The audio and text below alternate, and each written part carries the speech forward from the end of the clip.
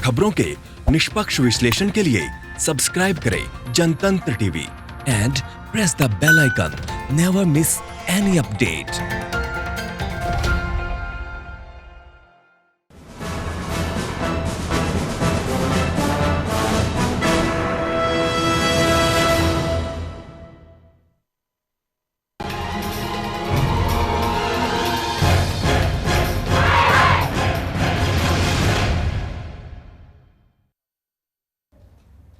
नमस्कार, आप देख रहे हैं आज का मुद्दा। मैं हूं आपके साथ दीपाली। पूरा देश कोरोना महामारी से जूझ रहा है और कोरोना महामारी से देश को जिताने की जिम्मेदारी उठाने वाले डॉक्टर्स और मेडिकल स्टाफ, प्रशासन और बद इंतजामी से देश के अलग अलग हिस्सों से या तो डॉक्टर और नर्सों की हड़ताल की खबरें आ रही हैं या फिर धमकी, और इसके पीछे की वजह खुद की सुरक्षा और शासन के खिलाफ कोरोना वॉरियर्स का असंतोष है, उनकी नाराजगी है। इन सबके बीच आईएमए यानी कि भारतीय चिकित्सा संगठन के आंकड़े और डराने वाले हैं, जो डॉक्टर्स और मेडिकल स्टाफ की फिक्र को जायज भी ठहराते हैं।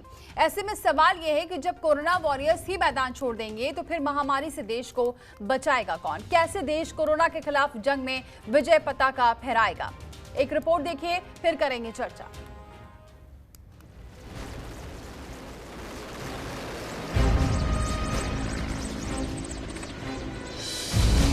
ये तस्वीरें 3 महीने पुरानी हैं, यानी तब की जब देश में कोरोना महामारी ने दस्तक दी थी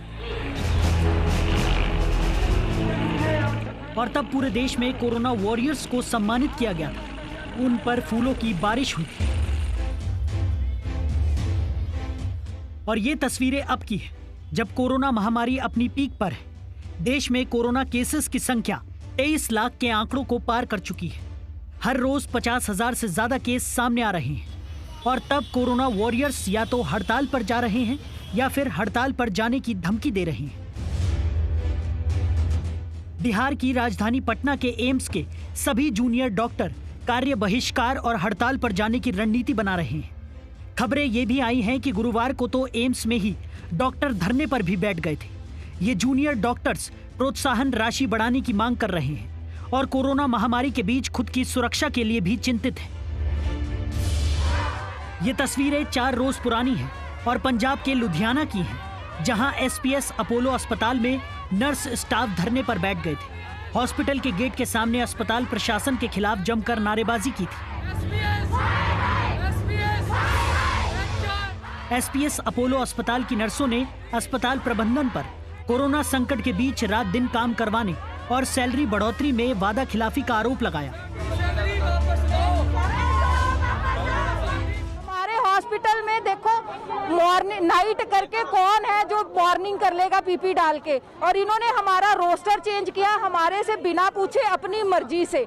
और हमारे जो पंच है वो भी ये मिस कर रहे हैं। हमारे जो एम्प्लॉयमेंट की जो ईएल मिलती है, इंक्रीमेंट इन्होंने नहीं हमें दिया, ईएल के पैसे इन्होंने नहीं हमें दिए। ये हमें कहते थे कोविड में ड्यूटी करो आपको एक्स्ट्रा देंगे, वो कुछ नहीं इन्होंने हमें दिया। हर चीज से ये मुकर रहे हैं। आज इनकी बदौलत आज हम हरास होके, अगर हम अपनी प्रॉब्लम को लेके एचआर में जाते हैं तो एचआर वाला हमारा हेड कहता है कि आपकी आरएन कैंसिल कर दूंगा। क्यों? वहीं कोरोना संकट के बीच केंद्र सरकार पर कुव्यवस्थाओं का आरोप लगाते हुए 6 पूर्व वरिष्ठ नौकरशाहों ने सुप्रीम कोर्ट में याचिका भी दाखिल की और स्वतंत्र जांच आयोग के गठन की मांग भी की। हालांकि याचिका पर सुनवाई करते हुए सुप्रीम कोर्ट ने आयोग के गठन को मना कर दिया है, लेकिन ये मामला अब भी सुप्रीम कोर्ट में विचाराधीन है, जिस पर आखिरी फैसला आना अभी बाकी है। अब जब देश में कोरोना महामारी अपने पीक पर है और हर रोज 50,000 से ज्यादा केसेस सामने आ रहे हैं, ऐसे में डॉक्टर्स या पैरामेडिकल स्टाफ के मन में असंतोष की भावना पैदा होना देश के लिए बड़ा खतरा है। बिना डॉक्टर्स और मेडिकल स्टाफ के कोरोना से जंग जीतना नामुमकिन है। फिर क्यों इस नामुमकिन राह पर बढ़ता नजर आ रहा है देश? वो भी तब जब देश में पहले से ही डॉक्टर्स और पैरामेडिकल स्टाफ की भारी कमी है। ब्यूरो रिपोर्ट, जनतंत्र टीवी।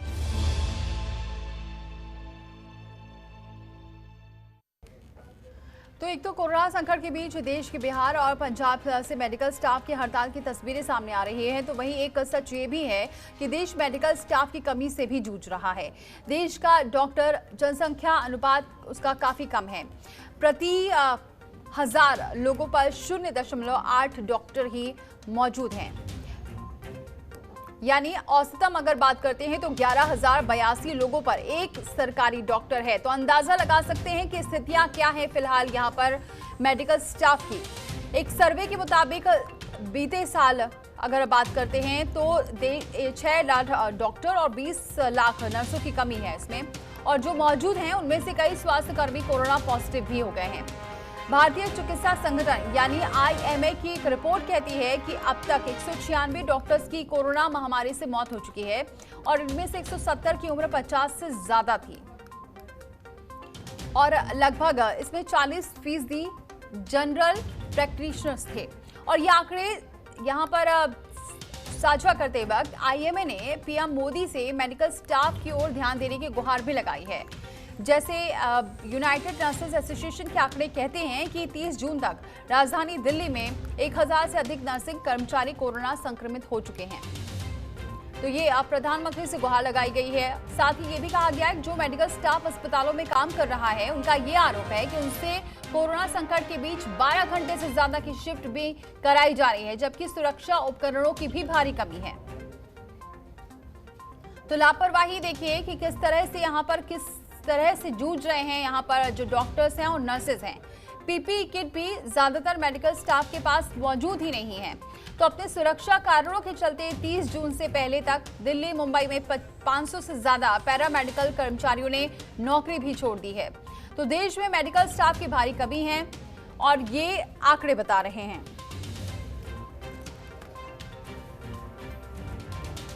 तो अब ऐसे में हमारा सवाल ये है आज का पहला सवाल ये कि हड़ताल को क्यों मजबूर हो गए हैं आखिरकार ये मेडिकल स्टाफ। इसके अलावा सवाल नंबर दूसरा कि बिना मेडिकल स्टाफ कोरोना से कैसे जीतेगा हिंदुस्तान। सवाल यह भी उठ रहा है कि सरकार क्यों नहीं देती स्वास्थ्य कर्मियों की ओर ध्यान। और चौथा सवाल ये कि कब आएगा स्वास्थ्य व्यवस्थाओं की हालत में सुधार। और चलिए हमारे साथ मेहमान जुड़ चुके हैं, डॉक्टर AK भट्ट जी जुड़ चुके हैं CMS SG PGI से। बहुत स्वागत है AK भट्ट जी हमारे साथ जुड़ने के लिए। डॉक्टर अनिल सेठी जी जुड़ चुके हैं, वेलनेस एक्सपर्ट हैं। बहुत स्वागत है डॉक्टर अनिल जी आपका भी हमारे साथ जुड़ने के लिए। डॉक्टर अनीता गौतम जुड़ चुकी हैं, मनोचिकित्सक हैं। बहुत स्वागत है डॉक्टर अनीता आपका भी हमारे साथ जुड़ने के लिए। सबसे पहले डॉक्टर AK भट्ट सर, आपने रिपोर्ट देखी होगी और आज हम इन्हें सवाल ही इसलिए उठाया है क्योंकि हम देख रहे हैं कि लगातार नर्सेज डॉक्टर्स अपनी परेशानियों से जूझ रहे हैं। वो डॉक्टर्स आप भी वही हैं और बाकी जितने डॉक्टर नर्सेज इतनी परेशानी से जूझ रहे हैं, उसके बावजूद क्यों नहीं यहाँ पर सुनवाई हो रही है? कहाँ कमी है, क्या वजह है जो उन्हें हड़ताल पर जाने पर मजबूर होना पड़ रहा है?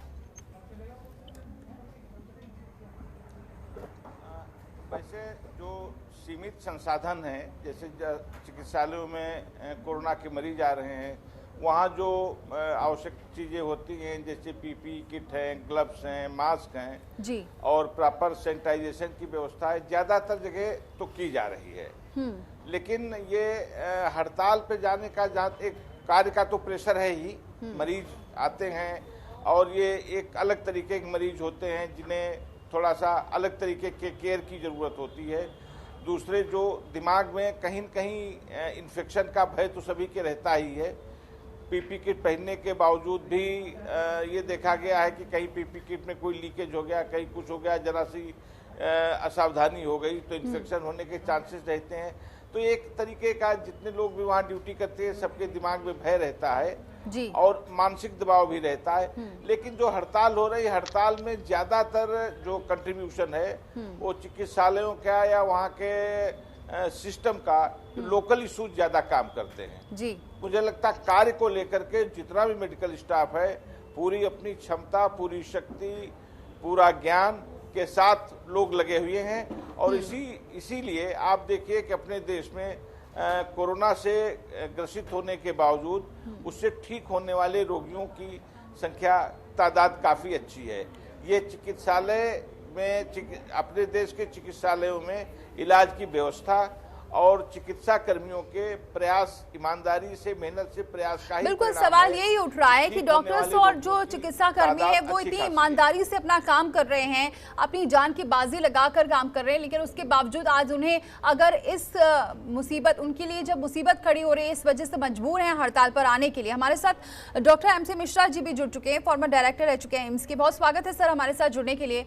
Doctor MC Mishra ji, sir क्या दिक्कत हो रही है, कहाँ कमी रह रही है? क्योंकि अब अगर हड़ताल पर जाना पड़ रहा है, अपनी बातों को बताने के लिए हर जगह गुहार लगा रहे हैं कि उनके पास सुरक्षा उपकरण तक नहीं है, ये सारी चीजें, तमाम दिक्कतें आ रही हैं, तो कह सकते हैं मेडिकल स्टाफ के लिए इतनी लापरवाही कैसे हो रही है सर?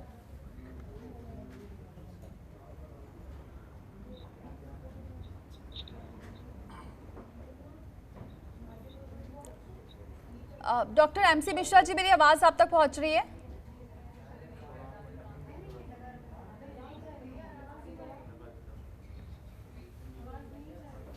तो लगता बातचीत नहीं हो पा रही, उनसे सवाल लेंगे।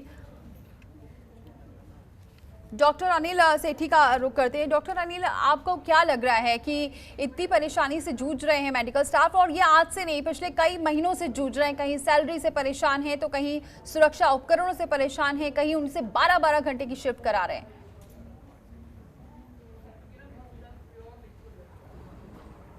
देखिए, जो ये कोरोना की बीमारी है, इसके अंदर जो सबसे बड़ी चीज है वो ये है कि आर्थिक तंगी तो सभी जगह हो गई है, लेकिन जो हमारे हेल्थ कर्मी हैं, इनके लिए एक बहुत ही जरूरी चीज है कि इनका ख्याल रखा जाए, और और ये हमारे देश के लिए बहुत इंपॉर्टेंट है। मैं एक छोटी सी बात कहता हूँ, अभी पुतिन से इंटरव्यू में पूछा गया कि ये कोरोना की वैक्सीन आपकी बन गई है, तो आप पहले किसको देंगे लगाने के लिए? क्या लगे, सबसे पहले मैं अपने डॉक्टर्स को लगाऊंगा।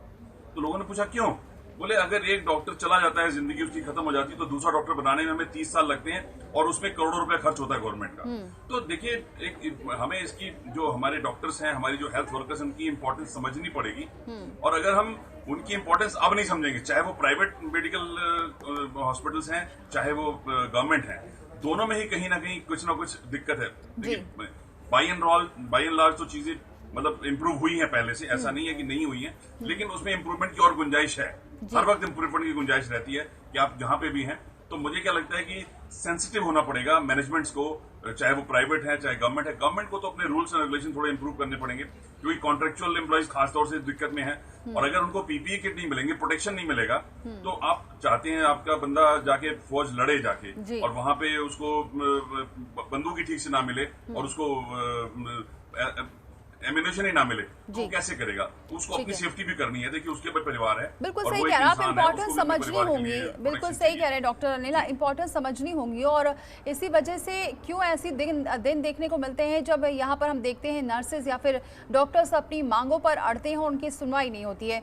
डॉक्टर MC मिश्रा जी हमारे साथ फिर से जुड़ चुके हैं। डॉक्टर, मेरी आवाज पहुंच रही है सर? आ रही है। सर, सवाल ये उठ रहा है कि आज क्यों इतने दिनों से समस्या आ रही है? दिल्ली में देखते हैं तो सैलरी की प्रॉब्लम आ रही है, कहीं और देख रहे हैं तो बाकी दिक्कतों से जूझ रहे हैं मेडिकल स्टाफ। क्या इसकी इंपॉर्टेंस समझ में नहीं आ रही है किसी को, इन लोगों की? इम्पोर्टेंस तो सबको समझ में आ रही है, लेकिन जो हॉस्पिटल प्रशासन है और गवर्नमेंट्स को और ज्यादा संवेदनशील होना पड़ेगा। क्योंकि जितना भी मेडिकल डॉक्टर्स, नर्सेज और दूसरे लोग, टेक्नीशियंस, सफाई कर्मचारी, सभी अच्छी लगन से काम कर रहे हैं, लेकिन उनका जो स्ट्रेस लेवल है उसको देखने की बात है कि कितना स्टाफ है, उसको कैसे ड्यूटीज बहुत लंबी ना हो, और उनको खाने पीने की सुविधा, बीच में ब्रेक्स की सुविधा, जिससे वो रिलैक्स कर सके। तो ये किसी हॉस्पिटल प्रशासन को उनके साथ बैठ के इन बातों पर चर्चा करके और जो बेस्ट पॉसिबल सॉल्यूशन है वो निकालना चाहिए। क्योंकि अभी ये जो कोविड क्राइसिस है, हम उसके मध्य में हैं। अभी ये कहीं पे भी उसका सिरा नहीं मिल रहा है, और ये चलेगी अभी आगे आने वाले समय में। हमें उसको तैयार उसके लिए रहना पड़ेगा। जी, बिल्कुल और आपने उसमें कुछ आप दूसरे इंसेंटिवाइज भी कर सकते हैं जी कि जैसे पहले किया था कि होटल्स में बंदोबस्त कर दिया, जिससे वो परिवार को न रिस्क में पे डाल लें, और उनकी सुविधाओं का पूरा कि उनको पूरी नींद मिलनी चाहिए, और अगर साइकोलॉजिकल काउंसलिंग की जरूरत है तो वो होना चाहिए उनका। ग्रुप मीटिंग करके लोगों की समस्या का समाधान करना चाहिए। तो वो उसमें संवेदनशील होना पड़ेगा उसको, वो जिला प्रशासन को भी, सरकारों को भी, और अस्पताल प्रशासन को भी। जी बिल्कुल सही बात कह रहे हैं कि यहाँ पर बातचीत करनी होगी, क्योंकि ये ऐसा वक्त है कि जैसा कि आप बता रहे हैं कि कोई सिरा नहीं समझ में आ रहा है। ऐसे में अभी आगे कैसे इनको साथ लेके चलना है, क्योंकि वही सबको बचा रहे हैं और वही अपनी ज़िंदगी कैसे यहाँ पर दांव पर लगाएंगे। अगर उनको नहीं देखेगी सरकार या प्रशासन तो फिर आगे कैसे हम कोरोना को मात दे पाएंगे या फिर आगे भी चल पाएंगे। आप सभी मेहमान हमारे साथ बने रहिए। डॉक्टर अनीता, मैं आपके पास आऊँगी क्योंकि यहाँ पर एक ब्रेक लेना है, फौरन लौट रहे हैं।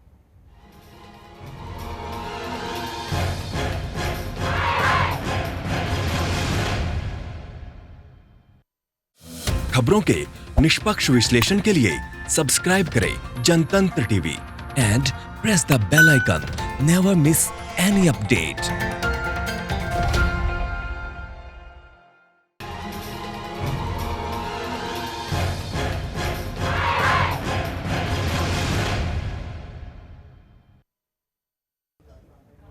तो लगातार हम चर्चा कर रहे हैं कि यहाँ पर डॉक्टर्स नर्सेज को परेशानी हो रही है, और इसको लेकर सिर्फ आज की बात नहीं है, क्योंकि पटना में तो यहाँ पर हड़ताल पर है नर्सेज, लेकिन इससे पहले भी बहुत सारी खबरें आ चुकी हैं जिसको लेकर यहाँ पर डॉक्टर्स या फिर नर्सेज परेशान हो रही है। सरकार कुछ कदम उठाती है लेकिन वापस फिर बैकफुट पर नजर आ जाती है, और उसकी परेशानी से दो चार जो हो रहे हैं वो डॉक्टर्स या फिर नर्सेज, यानी कि पूरा मेडिकल स्टाफ ही जूझ रहा है। एक बार रुक करते हैं अब डॉक्टर अनीता गौतम का, जो मनोचिकित्सक भी हैं। डॉक्टर अनीता जी, अब जिस तरीके से हम ब्रेक पर जाने से पहले बात कर रहे थे, डॉक्टर एमसी मिश्रा जी बोल रहे थे कि लोगों से बातचीत करनी चाहिए, प्रशासन को भी सोचना चाहिए। ऐसे में एक डॉक्टर वो अपना दायित्व तो निभा ही रहा है, लेकिन उसकी भी फैमिली, वो भी किस दौर से गुजर रहा होगा, क्योंकि कोरोना ऐसी बीमारी जिसका उसे भी नहीं पता कि अगर वो इन्फेक्टेड हो जाता है तो उससे वो कैसे निकलेगा। तो वो उसकी उस वक्त वो कैसी मनोस्थिति से जूझ रहा होगा। ऐसे में क्या करना चाहिए ऐसे डॉक्टर्स को भी जो तमाम परेशानियों से जूझते हुए भी अपना दायित्व निभा रहे हैं।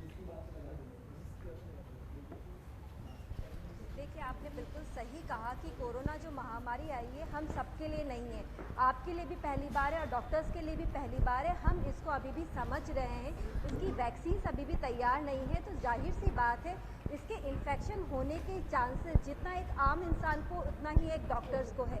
और दूसरी बात इसकी ये इतनी इन्फेक्टिव है कि ना सिर्फ व्यक्ति को बल्कि व्यक्ति से उसके परिवार को भी लग सकता है, और इंसान का सबसे बड़ा डर होता है कि कहीं मुझसे मेरे परिवार को ना लग जाए। इसीलिए ये डर डॉक्टर्स में भी है कि मैं पेशेंट्स को ट्रीट तो कर रहा हूँ, उनकी सेवा तो कर रहा हूँ, पर कहीं ये बीमारी मुझसे और मेरे जरिए मेरे परिवार में, जो मेरे परिवार में बुजुर्ग है, जो मेरे परिवार में बच्चे हैं, जो बाकी घर वाले, कहीं ये बीमारी उनको ना लग जाए। तो ये एक स्ट्रेस तो हर समय डॉक्टर्स के दिमाग में रहता है, या जो भी फ्रंट लाइन पे काम करें, चाहे वो पुलिस में है, चाहे वो डॉक्टर्स हैं, चाहे वो एडमिनिस्ट्रेशन, जो भी फ्रंट लाइन में काम करें, उन सबके दिमाग में रहता है। रही बात कि क्यों अब डॉक्टर्स के मन के अंदर ये जो हड़ताल कर रहे हैं, क्या कारण है? सबसे पहला कारण है कि जो डर डॉक्टर्स के मन में है, जो आक्रोश डॉक्टर के मन में है, कहीं ना कहीं आम जन के अंदर भी वो आक्रोश बढ़ रहा है। वही आक्रोश जब लोग डॉक्टर्स के पास आते हैं और कई बार सुविधा नहीं मिल पाती या कुछ हो जाता है, तो वही लोग गुस्सा करते हैं, तोड़फोड़ करते हैं। तो उनको डॉक्टर्स को लगता है हम सेवा कर रहे हैं, हम यहाँ 12-12 घंटे ड्यूटी कर रहे हैं, हम पानी तक नहीं पी रहे, क्योंकि पीपीई किट पहनने के बाद आप 8 घंटे तक पानी भी नहीं पी सकते, ना टॉयलेट जा सकते, और अंदर से वो पूरा इतना पैक होता है कि आपको त्वचा भी सांस नहीं ले पाती है। ऐसी कंडीशंस में हम मदद कर रहे हैं, सेवा कर रहे हैं, और हमें आम जन से किस तरीके का बर्ताव मिल रहा है कि तोड़फोड़ की जा रही है, गुस्सा कर रहे हैं, हम पर आक्रोश कर रहे हैं, तो कहीं ना कहीं वो चीज़ भी नेगेटिव इफेक्ट डालती है कि क्यों हम इस तरीके से कर रहे हैं। तीसरी बात की जो मैनेजमेंट ने कहा था कि एक इंसेंटिव हम देंगे कि जो लोग काम कर रहे हैं, कोविड में काम कर रहे हैं, वो इंसेंटिव नहीं मिल रहा, बल्कि उसकी जगह उनकी तनख्वाह तक काट दी जाती है। हाँ। तो वो भी एक नेगेटिव इफेक्ट पड़ता है, क्योंकि डॉक्टर भी आखिर में एक ह्यूमन बीइंग ही है, वही सब इमोशंस डॉक्टर्स में भी है। तो वो सारी चीज़ नेगेटिविटी बढ़ जाती है और दो चार मतलब कई बार वो ग्रुप में जब नेगेटिविटी बढ़ जाती है तो वो हड़ताल का रूप ले लेती हैं। हम सभी इस कोरोना महामारी से जूझ रहे हैं, एक अकेला इंसान इससे जीत नहीं सकता। बिल्कुल इस पर ध्यान देना होगा। ठीक है, आपसी मेल भाव से ठीक है डॉक्टर अनीता, लौटूंगी अब मैं आपके पास। और भी हमारे पास डॉक्टर हैं, लेकिन मैं फिर से एक बार डॉक्टर एमसी मिश्रा जी के पास इसलिए रुक कर रही हूँ क्योंकि वो हमारे साथ कुछ ही वक्त के लिए और हैं, इसलिए उनका रुक करती हूँ। डॉक्टर एमसी मिश्रा जी, इतनी जो दिखा रहा है, जो आंकड़े दिखा रहे हैं कि 196 डॉक्टर्स कोरोना महामारी से उनकी मौत हो चुकी है, और भी ये भी स्टाफ की भी जो कमी आ रही है, ये स्टाफ की कमी पहले से भी थी, तो इस पर क्यों नहीं ध्यान दिया जा रहा है? क्योंकि अगर स्टाफ की कमी है, इसकी वजह से और ज़्यादा यहाँ पर दिक्कतें झेल रहे हैं, तो क्या इस पर कभी आवाज़ नहीं उठाई गई, इस पर ध्यान नहीं दिया जा रहा है? नहीं, इस पे बिल्कुल ध्यान कम दिया गया। और अभी हमारे पास कैपेसिटी बिल्ड करने के लिए अगर गवर्नमेंट चाहे और इंसेंटिवाइज करे और रीअश्योर करे कि आपको पूरी सुविधाएं मिलेंगी, तो अभी नीट एग्जाम पीजी का हो गया है, पीजी एडमिशंस हो गए हैं, तो बहुत सारे लोग जो पीजी एडमिशंस जिनको नहीं मिला है वो अभी भी उपलब्ध होंगे और इस जो रिसोर्स को टैप करने की आवश्यकता है और उनको पूरी तरह से आश्वस्त करके तो कैपेसिटी बिल्ड की जा सकती है नंबर ऑफ डॉक्टर्स की। दूसरे देशों में मेडिकल स्टूडेंट्स को भी लाया गया है जी, आईसीयूज में और वार्ड्स में, उनको बाकायदा सब प्रिकॉशंस लेते हुए। और अगर हम दुनिया की बात करते हैं तो यूरोप और अमेरिका, ब्रिटेन में मिला के लगभग 1300 मेडिकल प्रोफेशनल की जान गई इस बीमारी से जी। भारत में भी 200 से ज्यादा लोगों की इसमें जान अभी तक जा चुकी है। और जैसे डॉक्टर अनीता ने कहा, अगर लोगों का व्यवहार किसी भी मौत पे बड़ा वायलेंट होगा और जो लोग वायलेंस कर रहे हैं उनके खिलाफ कोई एक्शन नहीं होगा, इससे भी बहुत एजिटेशन होता है जी। तो सरकार को, अस्पताल प्रशासन को, लोकल डिस्ट्रिक्ट प्रशासन को इसमें बहुत सेंसिटिव होना पड़ेगा, क्योंकि जो लोग काम कर रहे हैं उनको ऐसा महसूस नहीं हो कि उनको इनडिफरेंट छोड़ दिया गया है अपने ऊपर। उनको सारी सुविधाएं जो चाहिए आज की तारीख में उनको वो प्रोवाइड करना चाहिए। और अगर किसी को साइकोलॉजिकल काउंसलिंग की जरूरत है तो वो भी उपलब्ध करानी चाहिए जी। लेकिन सर, ये उपलब्ध क्यों नहीं कराई जा रही है? सवाल, क्योंकि अभी बहुत महीने हो गए, जनवरी समझ लीजिए या फरवरी मार्च से समझ लीजिए, और अब तक अगस्त आ चुका है, इन समस्याओं से लगातार जूझ रहे हैं ये लोग। लेकिन फिर भी चलिए, शुरुआत थी तो समझ में आ रहा था, लेकिन शुरुआत में तो सारे इनको जो उपकरण थे वो दिए भी गए, लेकिन धीरे धीरे जब अगस्त आते आते तब पता चला कि यहाँ तो सैलरी तक नहीं दी जा रही है, इंसेंटिव की तो बात ही छोड़ दीजिए। बिल्कुल यही सब समस्याएं हैं, और अब समस्या और ज्यादा गंभीर है। अब जो अप्रैल में थी उससे कई गुना ज्यादा गंभीर अब है, तो इसलिए अब और ज्यादा हमें संवेदनशील होने की आवश्यकता है, जिससे लोग ये एक्सट्रीम स्टेप नहीं उठाएं कि हड़ताल पे जा रहे हैं नर्सेज या डॉक्टर्स, तो कम से कम उनकी सैलरी, उनके खाने पीने की व्यवस्था, उनके ट्रांसपोर्टेशन की व्यवस्था, जहां वो रह रहे हैं वहां पे उनका देखने का। दूसरे, अगर आपकी कैपेसिटी बिल्ड आप कर लेते हैं तो आप ड्यूटी आवर्स को भी शॉर्ट कर सकते हैं। 12 घंटे की जगह 8 घंटे की जगह आप 6 घंटे की ड्यूटी पे लगा सकते हैं। वो भी एक काम करेगा स्ट्रेस को हटाने के लिए, क्योंकि 12 घंटे बहुत लंबा समय हो जाता है। जब स्ट्रेसफुल ड्यूटी हो तो उसके ड्यूटी आवर्स को छोटा करने की आवश्यकता है। चाहे 2 बार करवा लें, लेकिन उसके बीच में उसको आराम करने का, उनको रिलैक्स करने का थोड़ा मौका मिलना चाहिए। बिल्कुल, आप बहुत अच्छी बात कह रहे हैं। अब यहाँ पर AK भट्ट जी, सर यही बात उठ रही है, जब शुरुआत था तब तो समझ में आ रहा था कि हो सकता है धीरे धीरे इस पर कंट्रोल किया जा सके कोरोना पर, तब एक जज्बे के साथ वो कर रहे थे, अभी भी कर रहे हैं काम सभी डॉक्टर्स, मेडिकल स्टाफ, लेकिन एक टाइम होता है, कभी तो वो भी हारेंगे, कभी तो उनको भी परेशानी होगी, जिसके लिए नहीं सोचा जा रहा है। कब इस पर सोचा जाएगा? वैसे तो बार बार कोरोना वॉरियर्स रट रहे हैं, लेकिन इन कोरोना वॉरियर्स पर ध्यान भी देने की जरूरत है।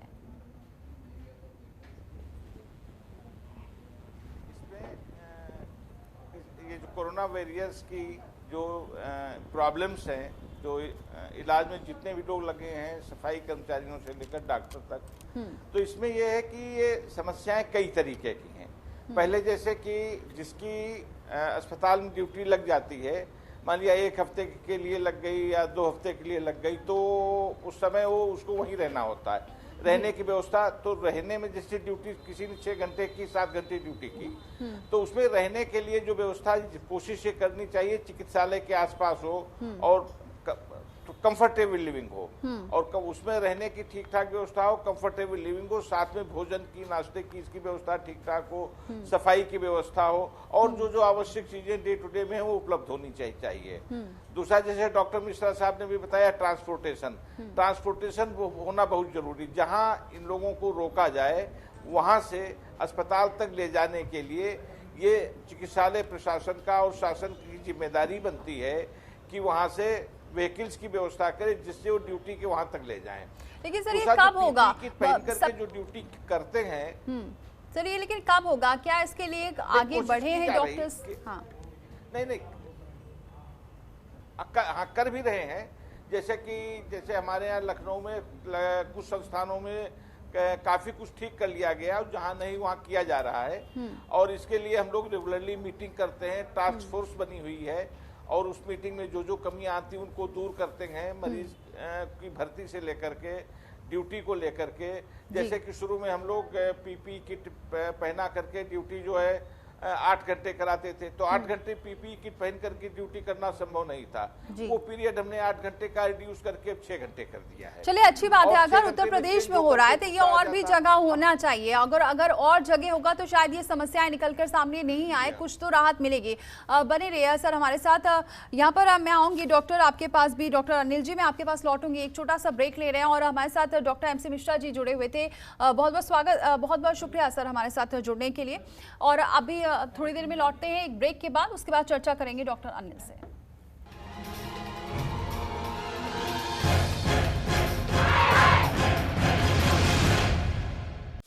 खबरों के निष्पक्ष विश्लेषण के लिए सब्सक्राइब करें Jantantra TV and press the bell icon. Never miss any update.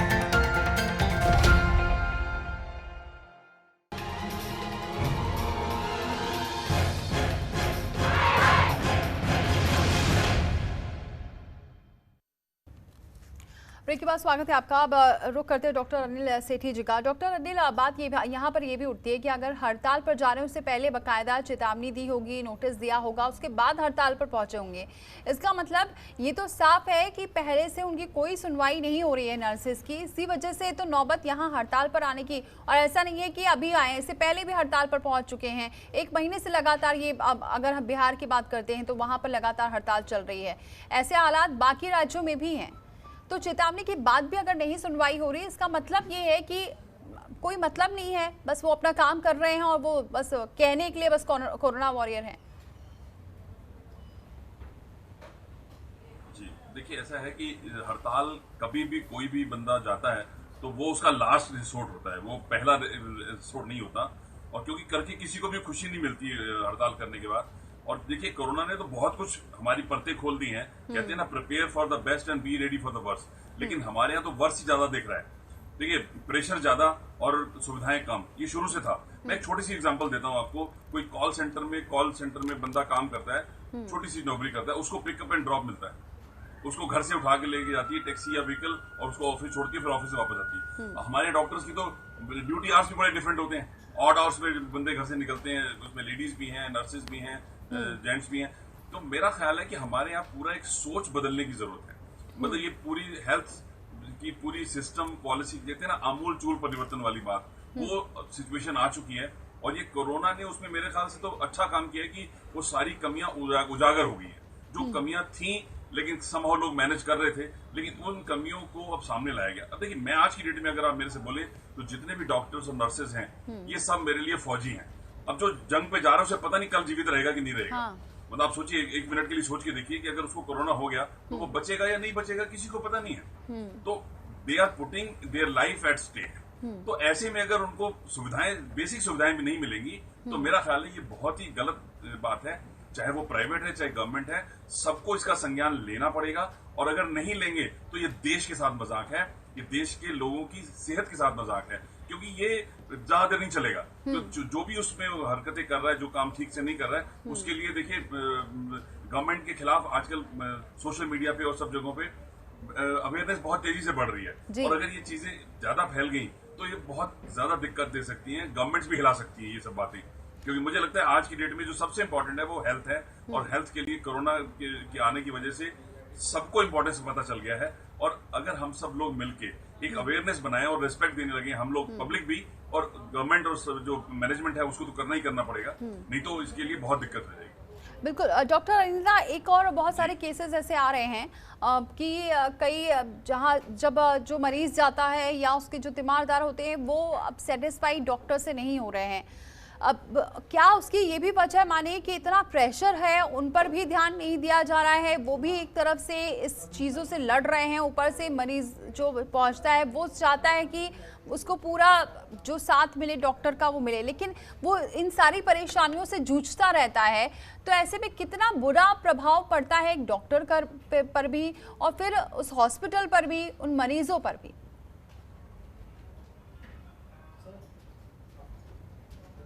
Doctor Anita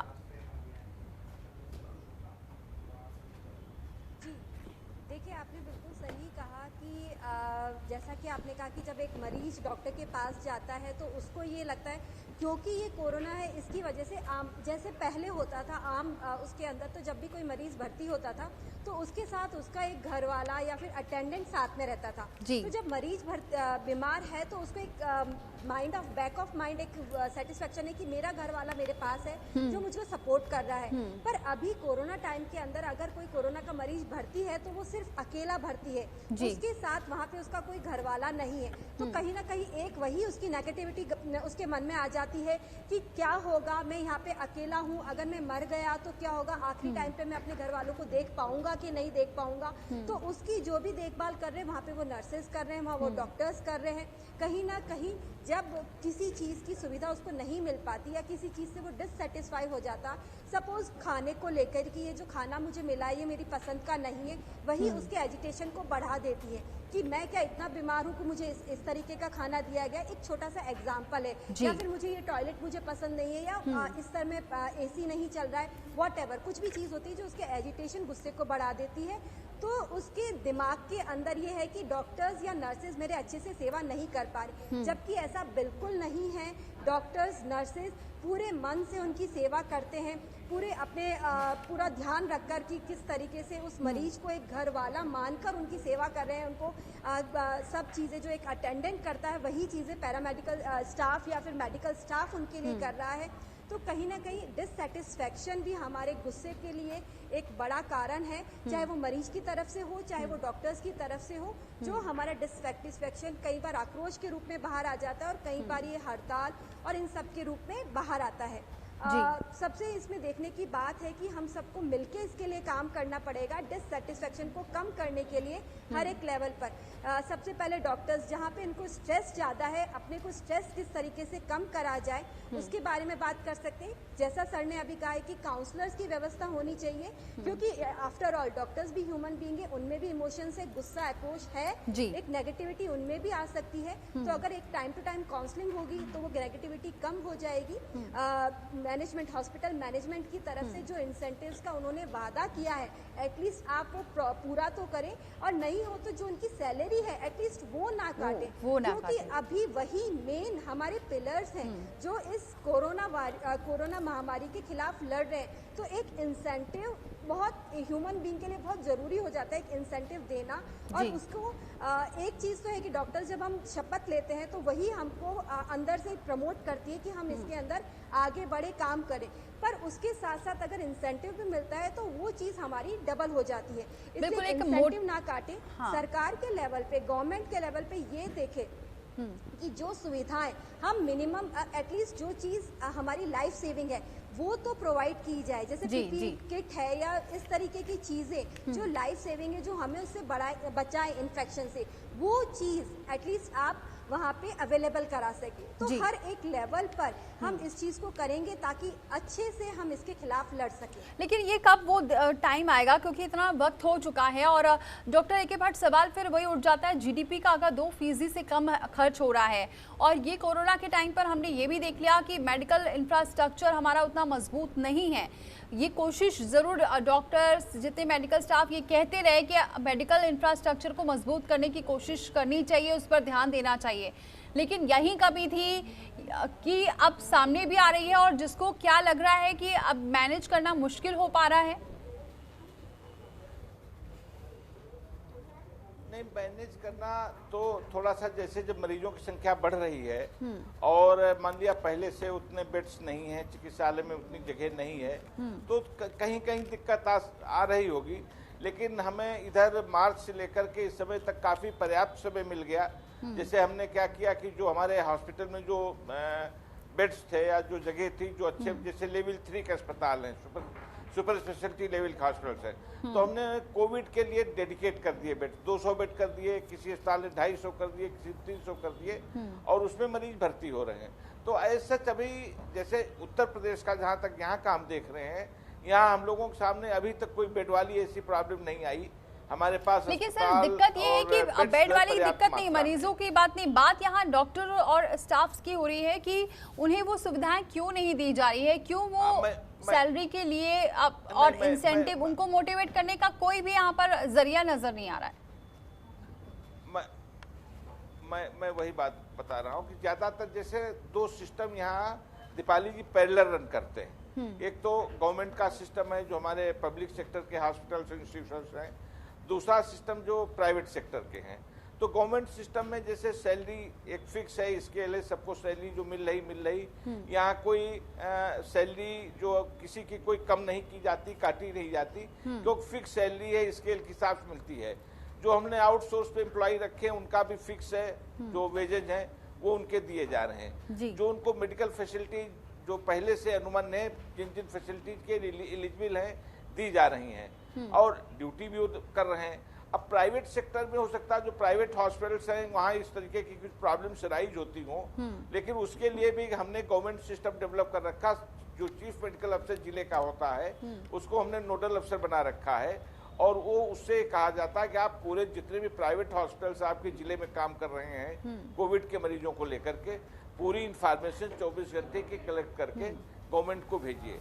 तो जहां जहां कमियां हैं, कमियां पता चलती जाती, कमियां दुरुस्त करते जाते हैं, और सब लोग जो जितना भी क्षमता है, जितना भी रिसोर्सेज संसाधन है, पूरे संसाधन प्रयोग करके ज्यादा से ज्यादा जितने भी मरीज आते सभी का इलाज करने की व्यवस्था की जाती, मरीज ठीक भी हो रहे हैं। अच्छा, मरीजों का ये है कि एक आध चीजें हैं जिनमें हम लोगों को समझाते भी हैं कि इसमें सबसे इम्पोर्टेंट है कोविड में, जैसे ही सिम्टम्स हों, 80% पेशेंट तो 60-70% एसिम्प्टोमेटिक होते हैं, लेकिन जैसे सिम्टम शुरू हों वैसे ही डॉक्टर के अस्पताल में मरीज को दिखाया जाना चाहिए।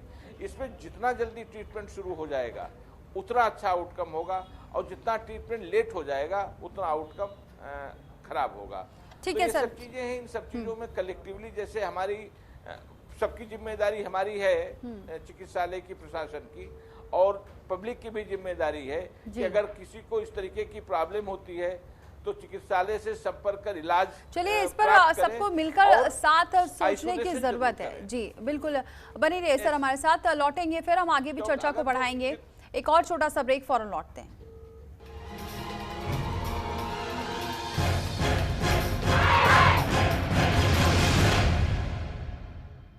खबरों के निष्पक्ष विश्लेषण के लिए सब्सक्राइब करें Jantantra TV and press the bell icon. Never miss any update.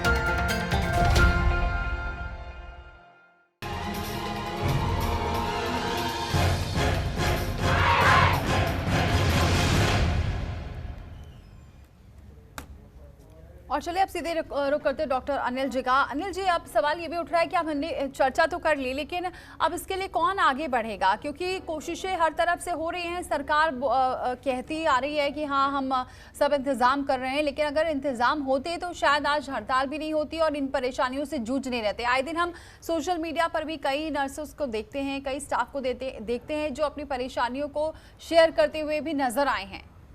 तो इसके लिए कदम कौन उठाएगा आगे? देखिए, मुझे लगता है कि दो इसके पहलू हैं, एक तो प्राइवेट सेक्टर और एक गवर्नमेंट सेक्टर। गवर्नमेंट सेक्टर के लिए मुझे लगता है कि गवर्नमेंट को पॉलिसीज वहां पे लेट डाउन है, लेकिन वहां पे जो कॉन्ट्रेक्चुअल एम्प्लॉइज हैं उनके लिए मुझे लगता है अभी भी दिक्कत है। जो आउटसोर्स मोड में लोग काम कर रहे हैं उनके लिए दिक्कतें हैं अभी, लेकिन जो मुझे ज्यादा लग रहा है वो प्राइवेट सेक्टर में है। और इन जो फैसिलिटीज थोड़ी गवर्नमेंट के लिए भी बढ़ानी पड़ेंगी, जैसे पिकअप एंड ड्रॉप की मैंने बात की या और फैसिलिटीज की बात की। तो अब बात करें अगर हम प्राइवेट की, तो उसके लिए गवर्नमेंट एक पॉलिसी बना सकती है कि क्वालिफिकेशन के हिसाब से मिनिमम वेजेस जैसे वर्कर्स के लिए डिसाइड होते हैं वैसे, क्योंकि ये तो नेसेसिटी है आपकी। हेल्थ सेक्टर आपके लिए बैकबोन है कभी भी, मतलब ऑल द टाइम। तो हेल्थ सेक्टर के लिए भी हर पैरामेडिकल्स हो गए, आपके सपोर्ट सिस्टम हो गया, नर्सेज हो गई, डॉक्टर्स हो गए, उसमें हर एक के लिए सिस्टम बनाया जा सकता है जी। लेकिन वो Rome was not built in it. देखिए, मतलब मैं ये कहूँ कि सब कुछ खराब है, ये भी गलत होगा। क्योंकि देखिए, जब हमारा कोरोना का पता चला तो हमारे यहाँ एक देश में एक पीपीई किट प्रोडक्शन नहीं होता था, आज लाखों प्रोड्यूस हो रही है।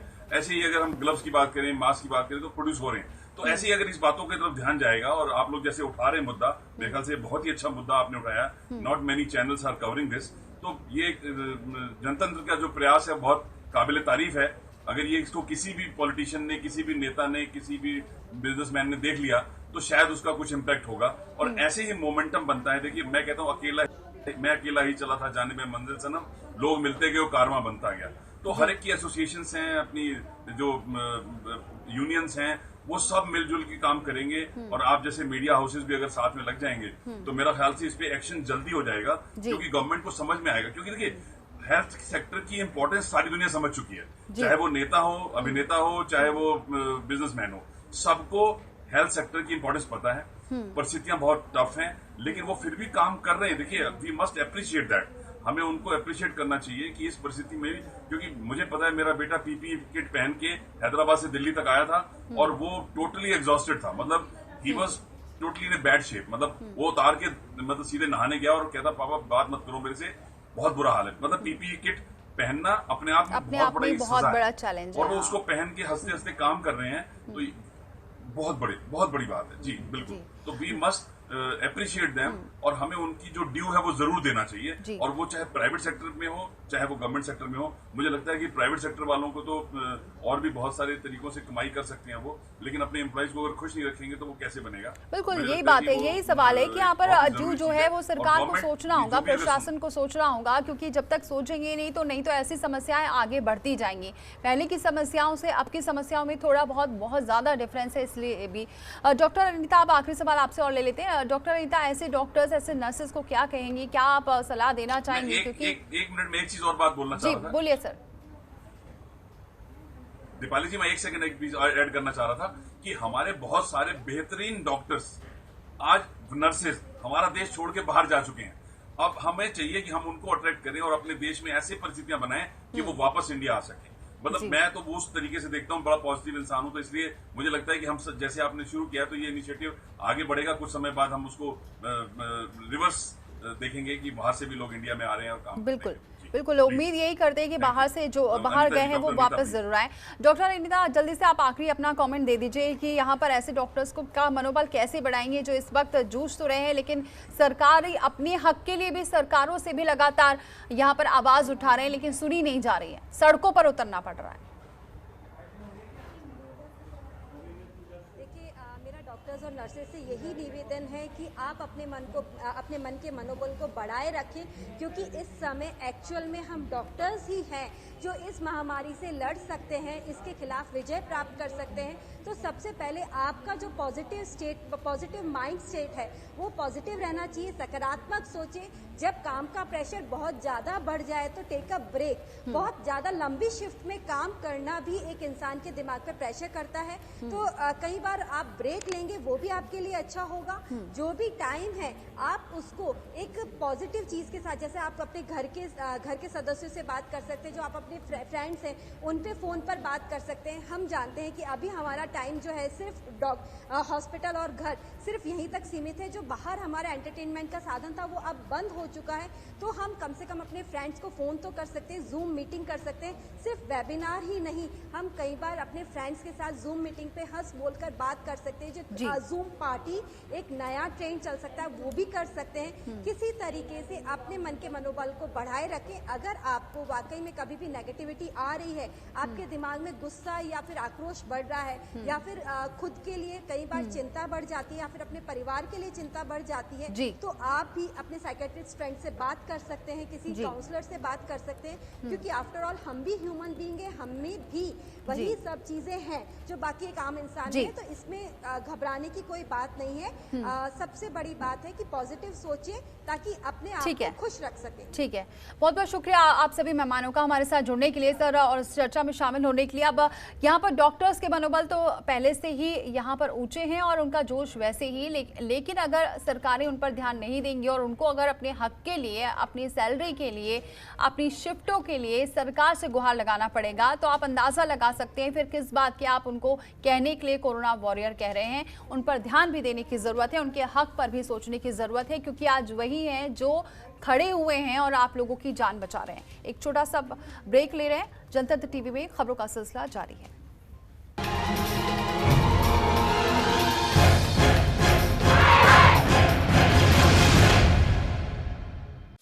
खबरों के निष्पक्ष विश्लेषण के लिए सब्सक्राइब करें Jantantra TV and press the bell icon. Never miss any update.